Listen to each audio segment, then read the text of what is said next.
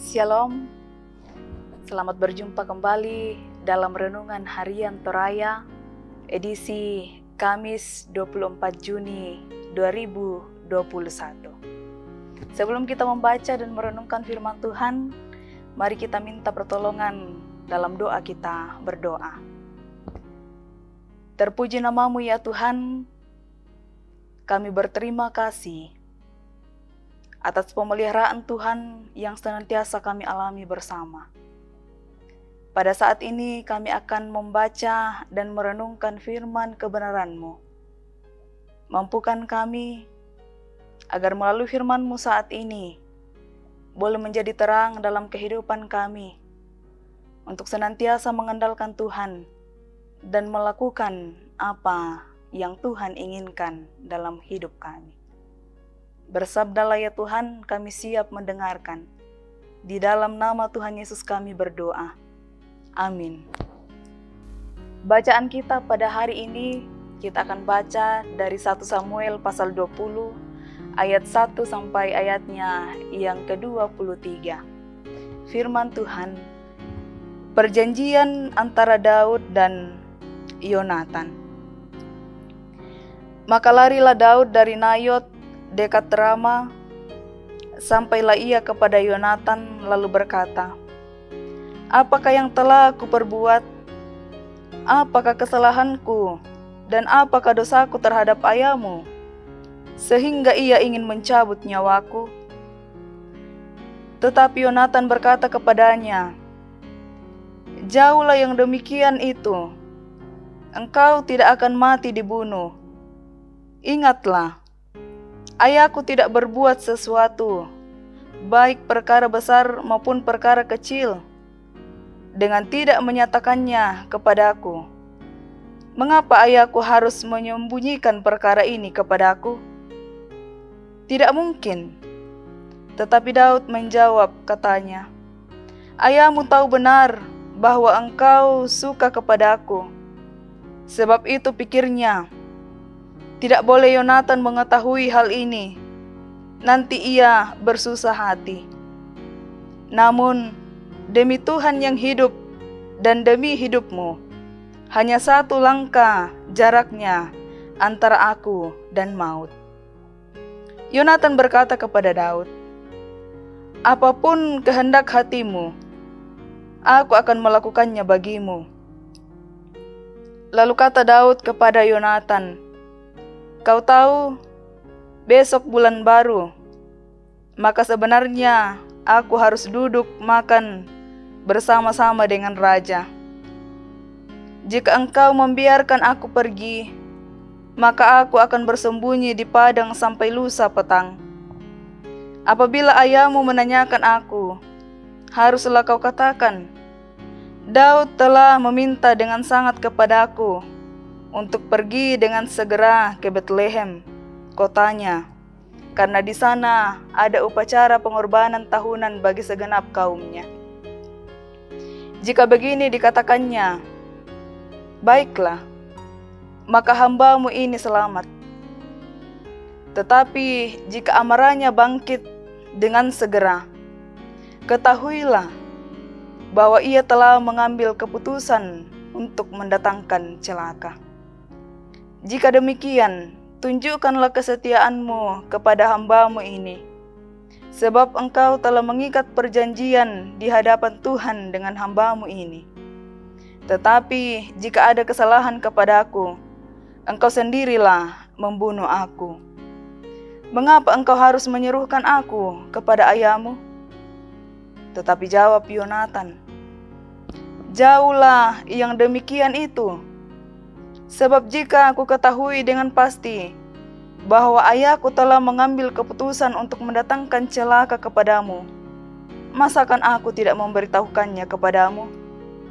Lalu bertanyalah Daud kepada Yonatan, siapakah yang akan memberitahukan kepadaku apabila ayahmu menjawab engkau dengan keras? Kata Yonatan kepada Daud, marilah kita keluar ke padang. Maka keluarlah keduanya ke padang.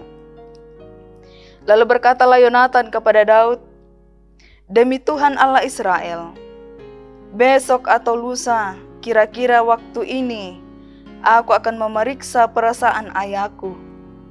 Apabila baik keadaannya bagi Daud, masakan aku tidak akan menyuruh orang kepadamu dan memberitahukannya kepadamu?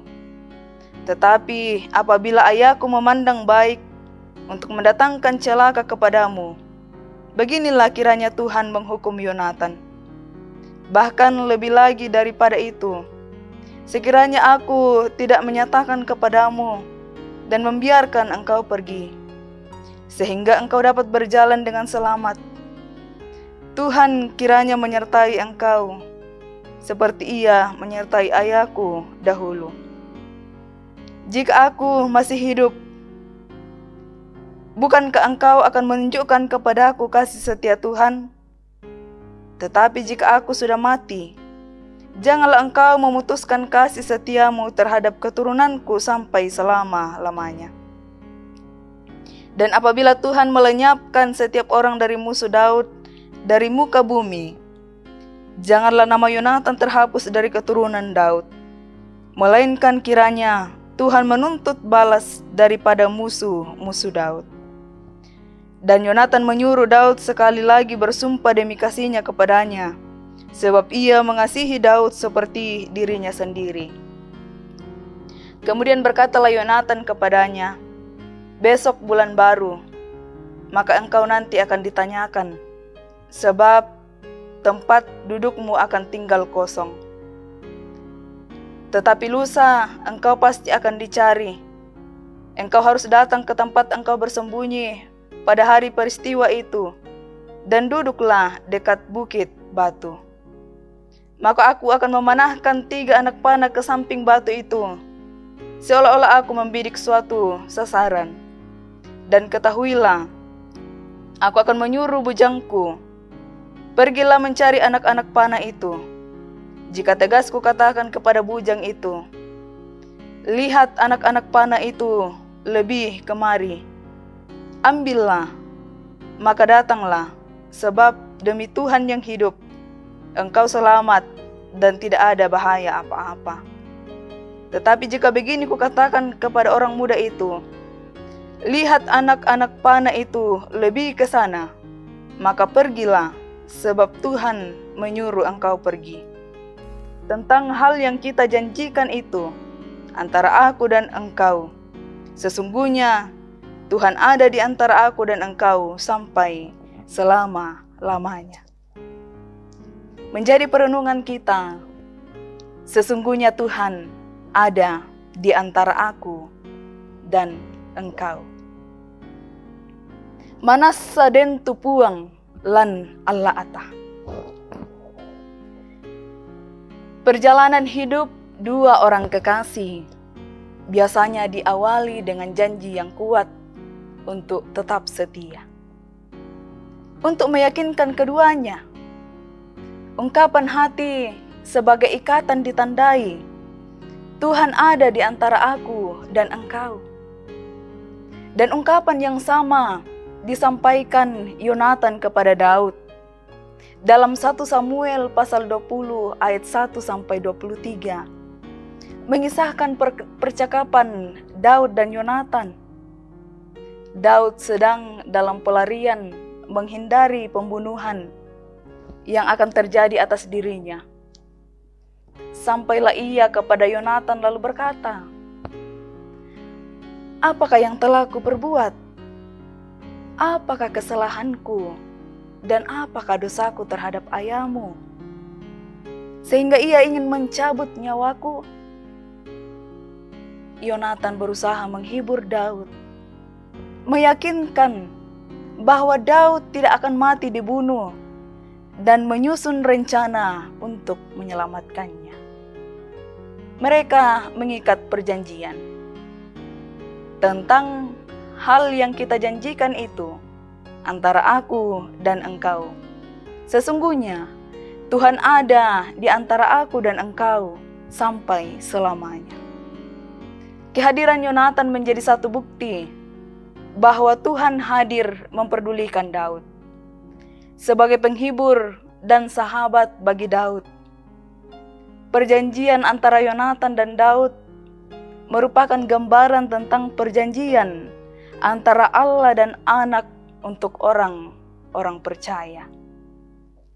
Dalam menjalani kehidupan anugerah Tuhan, seringkali kita merasa tertekan karena dianiaya ataupun dihukum tanpa melakukan kesalahan apapun, bahkan ketika bahaya maut menghampiri. Sadarkah kita bahwa Allah tetap hadir dalam berbagai bentuk dan keadaan? Daud diancam mati oleh Saul, tetapi Tuhan memakai anaknya sendiri menjadi pelindung. Tuhan ada di antara aku dan engkau. Tetaplah percaya padanya. Amin. Mari kita berdoa. Kami bersyukur ya Tuhan atas kasih-Mu dan pemeliharaanmu dalam segala seluk-beluk kehidupan kami. Terima kasih Engkau selalu ada bersama-sama dengan kami dalam suka duka kehidupan yang kami alami.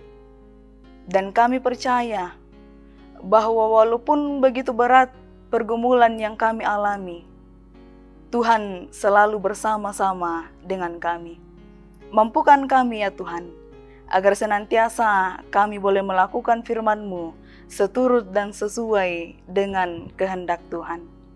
Ini kami yang datang kepadamu, ampuni segala dosa dan pelanggaran kami, dan terima kami yang berdoa. Di dalam dan melalui anak-Mu Yesus Kristus, itulah Tuhan dan Juru Selamat kami yang hidup. Amin.